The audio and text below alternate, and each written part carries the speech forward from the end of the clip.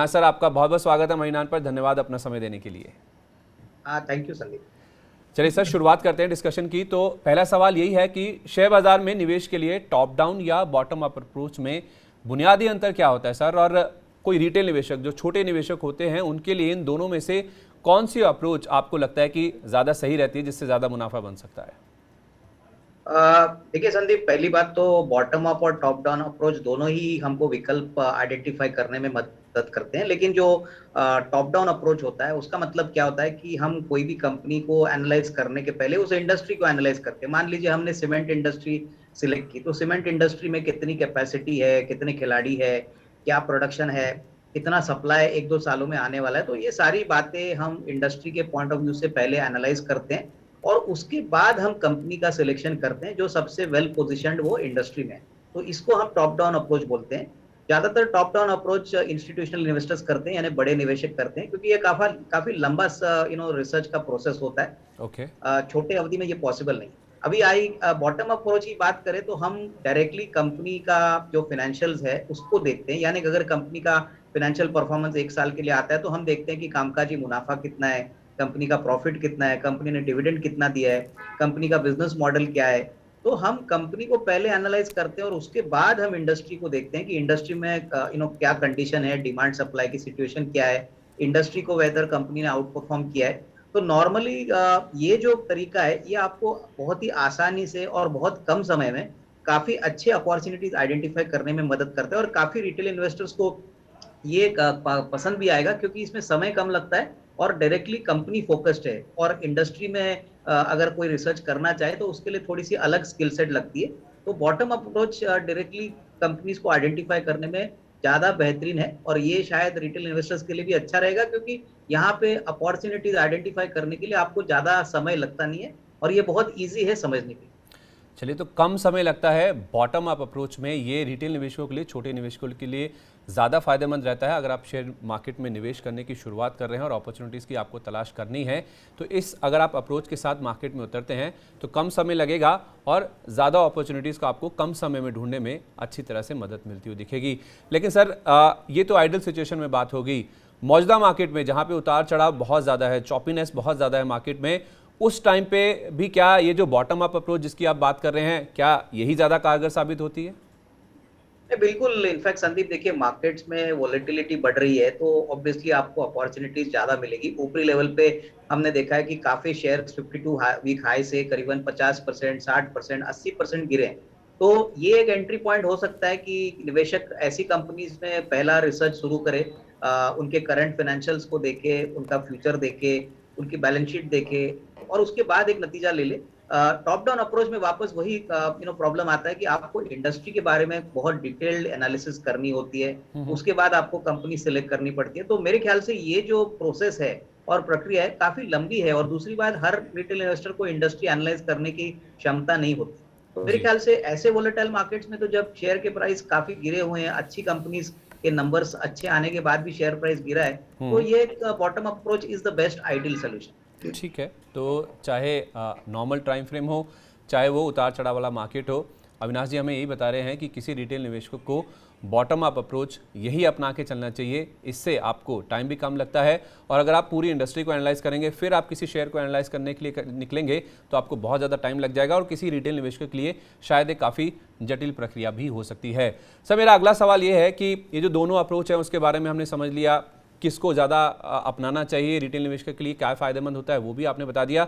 लेकिन इन दोनों अप्रोच में क्या कुछ टाइम फ्रेम का भी कुछ सिनेरियो होता है कि अगर आप किसी पर्टिकुलर अप्रोच को फॉलो करते हैं तो आपको इतने समय के लिए कम से कम किसी शेयर को होल्ड करना चाहिए, उसके बारे में थोड़ा सा बताएं सर। देखिए, वेदर आप टॉप डाउन अप्रोच करिए या बॉटम अप अप्रोच करिए, मेरे ख्याल से इन्वेस्टमेंट का जो मिनिमम टाइम फ्रेम होना चाहिए वो कम से कम एक 12 से 15 महीना होना चाहिए। क्योंकि नॉर्मली जब हम निवेश करते हैं तब ये ट्रेडिंग का जैसे आपको रिटर्न्स नहीं देता। तो डेफिनेटली 12 to 15 मंथ्स का मिनिमम टाइम फ्रेम होना चाहिए। आप सेक्टर अप्रोच करिए या बॉटम अप अप्रोच करिए, कोई भी एनालिस्ट जब ऐसे बॉटम अप अप्रोच से शेयर्स आइडेंटिफाई करता है तो वो कम से कम 12, 15 या 18 महीने का टाइम फ्रेम लेके काम करता है कि इस समय में अच्छे रिटर्न्स शेयर होल्डर्स को मिल सकते हैं, इन्वेस्टर्स को मिल सकते हैं। चलिए, तो आप कोई भी अप्रोच को अपनाएं, चाहे बॉटम अप को चाहे टॉप डाउन को, लेकिन आपको ध्यान में ये रखना है कि कम से कम 12 महीने या 12 से लेकर 15 महीने तक का आपको निवेश का नज़रिया बना के चलना चाहिए।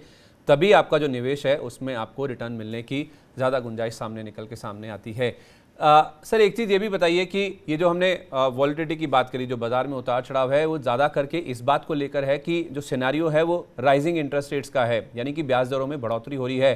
तो ऐसे में ऐसे कौन से सेक्टर्स हैं जिन पर ज़्यादा मार पड़ती है, या तो फिर जब इंटरेस्ट रेट्स बढ़ते हैं तो कौन से ऐसे सेक्टर्स हैं जिनको इसका फ़ायदा होता है?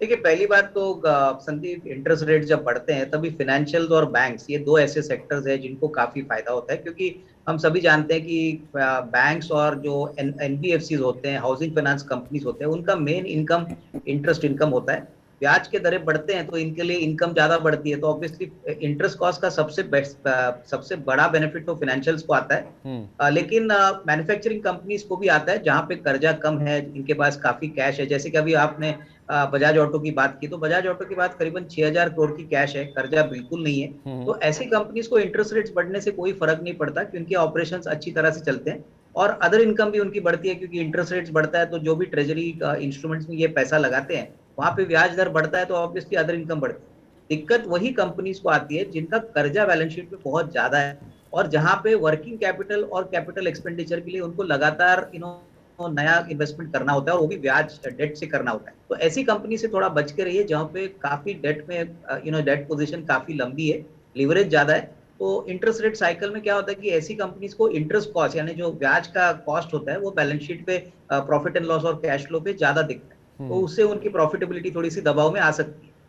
ठीक है, तो फाइनेंशियल्स पे और बैंक्स में अविनाश सर हमें बता रहे हैं कि जब इंटरेस्ट रेट्स बढ़ते हैं, यानी राइजिंग इंटरेस्ट रेट सिनेरियो होता है, तो इन सेक्टर्स को उसका ज़्यादा फायदा होता है। और ऐसी कंपनियां जिन पर कर्ज काफ़ी ज़्यादा होता है, उन कंपनियों से आपको दूर रहना चाहिए, क्योंकि उनकी जो ब्याज की लागत है, जो ब्याज खर्च है, वो कहीं ना कहीं बढ़ जाता है, जिससे इनकी जो प्रॉफिटेबिलिटी है वो इम्पैक्ट होती है। और किसी भी शेयर के लिए उसकी जो प्रॉफिटेबिलिटी है, जिससे उसका ईपीएस निकलता है, वही एक बेसिक पैरामीटर होता है जिससे शेयर की जो चाल है, जो रिटर्न है, वो कहीं ना कहीं लिंक्ड होते हैं।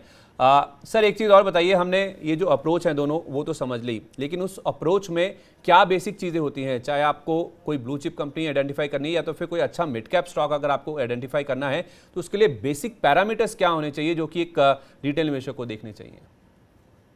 देखिए, पहली बात तो कोई भी निवेशक मिड कैप सिलेक्ट करे या लार्ज कैप सिलेक्ट करे, इसमें सबसे बड़ी बात आपको समझना है कि वो कंपनी का बिजनेस मॉडल क्या है, वो कंपनी क्या बिजनेस करती है, वेदर वो ट्रेडिंग कंपनी है, वेदर मैन्युफैक्चरिंग कंपनी है। दूसरी बात, ये समझने के बाद आपको देखना है कि कंपनी बेसिकली अपने बैलेंस शीट पे कितना कर्जा लेके बैठी है। बहुत ज्यादा कर्जा अगर होगा तो ऑब्वियसली वो बिजनेस को स्केल अप करने में दिक्कत रहेगी। और तीसरी इंपॉर्टेंट बात क्या है कि कंपनी बेसिकली कैश फ्लो कितना जनरेट कर रही है। कैश फ्लो का मतलब बेसिकली वो अमाउंट होता है जो कंपनी वर्किंग कैपिटल खर्चे निकालने के बाद उसके पास जो पैसे बचते हैं, उसको हम कैश फ्लो बोलते हैं। कंपनी का सिर्फ प्रॉफिट आफ्टर टैक्स देख के या ईपीएस देख के आप अगर कंपनी को अच्छा कहोगे तो वो शायद गलत बात रहेगी। तो पहली बात तो बिजनेस मॉडल, उसके बाद आपका कैश फ्लो, और उसके बाद कितना कर्जा, ये बेसिक चीजें अगर ठीक ठाक है तो मेरे ख्याल से आप ऐसी कंपनीज में निवेश कर सकते हैं। थोड़ा बहुत रिसर्च भी करना पड़ेगा और उसके बाद आपको देखना पड़ेगा कि करंट ईयर का परफॉर्मेंस क्या है, फ्यूचर एक्सपेंशन क्या है और उसका फाइनल इंपैक्ट अर्निंग्स पे क्या आएगा। बिकॉज अर्निंग्स ग्रोथ जो हम देखते हैं संदीप, वो सबसे बड़ा ट्रिगर होता है शेयर के प्राइस को बढ़ने की। तो ये सारे जो बेसिक पैरामीटर्स है वो आपको देखने हैं, और मोस्ट इंपॉर्टेंटली प्रमोटर्स की कॉर्पोरेट गवर्नेंस, प्रमोटर्स की जो ऑनेस्टी है, और सबसे बड़ी बात, शेयर कभी प्लेज हुआ है नहीं हुआ है, कि कभी कभी शेयर्स काफी बड़ी मात्रा में प्रमोटर्स प्लेज करते हैं, तो ऐसी कंपनी से आपको जरा थोड़ा सा डर के अवॉइड करना है। तो ये सारी बेसिक हाइजीनिक केसेस अगर आप ले ले तो मेरे ख्याल से मैन्युफैक्चरिंग कंपनीज में आप अच्छी तरह से निवेश कर सकते हैं। चलिए, तो हमने ये भी समझ लिया कि अगर कोई शेयर मार्केट पे निवेश करना चाहता है तो उसे क्या अप्रोच अपनानी चाहिए। दोनों में से आपने सर हमें ये भी बता दिया कि कौन सी अप्रोच अपनानी चाहिए। जब वो कोई लार्ज कैप, कोई दिग्गज स्टॉक चुनने जा रहा है या मिड कैप स्टॉक चुनने जा रहा है, तब उसको किन किन बातों का, किन फैक्टर्स का ध्यान रखना चाहिए, आपने हमें वो भी बता दिया। थोड़ा प्रैक्टिकली देखें सर, एक स्टॉक या कोई दो स्टॉक आप हमें चुन के बता दें, जो अप्रोच आपने हमें बताई है, जो फैक्टर्स आपने बताए हैं, उनको साथ में जोड़ते हुए अगर आप एक या दो स्टॉक हमारे दर्शकों को बता दें तो उससे थोड़ी पिक्चर और क्लियर हो जाएगी सर। देखिए, मुझे लग रहा है कि आपको अगर अभी इस माहौल में कोई इन्वेस्टमेंट करना है तो ऑटो कंपोनेंट सेक्टर एक अच्छा ग्रोथ सेक्टर है, और काफी समय के बाद ऑटो सेक्टर में ग्रीन शूट्स दिख रहे हैं, ग्रोथ अभी वापस आ रहा है। तो इस ऑटो सेक्टर को केटर करने वाली एक कंपनी है जिसका नाम है भारत फॉर्ज। अभी भारत फॉर्ज इंडिया की सबसे बड़ी फोर्जिंग कंपनी है, ग्लोबली इनका नंबर तीसरा स्थान पे आता है। और इनका सबसे बड़ा एडवांटेज क्या है कि ये जो प्रोडक्ट्स बनाते हैं ये बेसिकली ऐसे प्रोडक्ट्स हैं जहां पे सारी कंपनीज इनके ऊपर पूरी तरह से डिपेंडेंट है। तो सबसे बड़ी बात, इनका बिजनेस मॉडल बहुत मजबूत है, इनके बिना ऑटोमोबाइल कंपनीज अपना प्रोडक्शन कंप्लीट नहीं कर सकती। दूसरी बात, इनका यूएस मार्केट में और उनका जो ग्लोबल कस्टमर रेंज है वो बहुत ही बढ़िया है। इनफैक्ट दुनिया की सारी कंपनीज इनके साथ काम करती है। अच्छा। और सबसे बड़ी बात, ये डॉलर कमाती है। जैसे मैंने आपको कहा कि जो कंपनीज एक्सपोर्ट ओरिएंटेड है अभी के माहौल में ऑब्वियसली बेनिफिट करेंगी, क्योंकि डॉलर का एप्रिसिएशन हो रहा है, रुपया वीक हो रहा है। हाँ। और सबसे बड़ी बात, इंडियन मार्केट्स में ये कमर्शियल व्हीकल, पैसेंजर कार्स, ऐसे बड़े सेगमेंट्स को केटर करके, तो डेफिनेटली मैनेजमेंट भी काफी बढ़िया है, बिजनेस भी अच्छा चल रहा है, प्लस जो टेलविंड है रुपया का वो भी पॉजिटिव है। तो ऐसे माहौल में आपको ये सारे जो कड़ियां हैं, ये सारे जो फैक्टर्स है, वो आपको देखने के बाद इसमें कभी भी बाजार में कोई भारी गिरावट अगर आती है तो खरीदने के मौके जरूर देखने चाहिए। क्योंकि टाइमिंग शेयर में करना संदीप बहुत मुश्किल वाली बात होती है। बट मैं यही कहूंगा कि जब भी बाजार गिरता है कोई भी कारण से, तब आपको ऐसे शेयर्स अपने पोर्टफोलियो में इंक्लूड करना चाहिए। हमको लग रहा है ये प्रोसेस से अच्छा पैसा बनेगा, और जरूर बनेगा अगर आपके पास थोड़ा टाइम फ्रेम है और आप पेशेंटली इसको होल्ड करें। ठीक है, पेशेंटली होल्ड करें। और पेशेंटली होल्ड करने का मतलब भी मैं समझ चुका हूं सर। हमने जो डिस्कशन किया उसमें आपने कहा कि कम से कम 12 से 15 महीने का आपको समय लेके चलना है।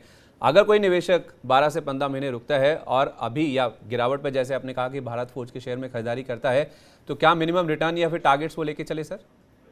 देखिए, नॉर्मली हम जब कोई भी कंपनी एनालाइज करते हैं संदीप, तब हम मिनिमम 15 से 20% सालाना रिटर्न देखते हैं। क्योंकि देखिए, एवरेज इन्फ्लेशन 10% होता है, और अगर हमको रियल रिटर्न्स देखनी है तो हमको वो रियल रिटर्न्स को निकालने के बाद एक रीजनेबल मुनाफा कमाना होता है। तो 15 से 20% कमा साल भर में आना, ये एक रीजनेबल एक्सपेक्टेशन रहेगी। ठीक है, तो भारत फोर्ज के शेयर में आप निवेश कीजिए, 12 से 15 महीने का नज़रिया रखिए, और 15 से 20% बेयर मिनिमम, ये कम से कम निवेश एक्सपेक्टेशन है। आप किसी भी शेयर में जब आप इतना लंबा होराइजन लेके निवेश करते हैं तो आपको ज़रूर उस शेयर से रखनी चाहिए। और भारत फोर्ज में भी कुछ ऐसे ही रिटर्न्स की उम्मीद अविनाश जी हमें करने के लिए कह रहे हैं।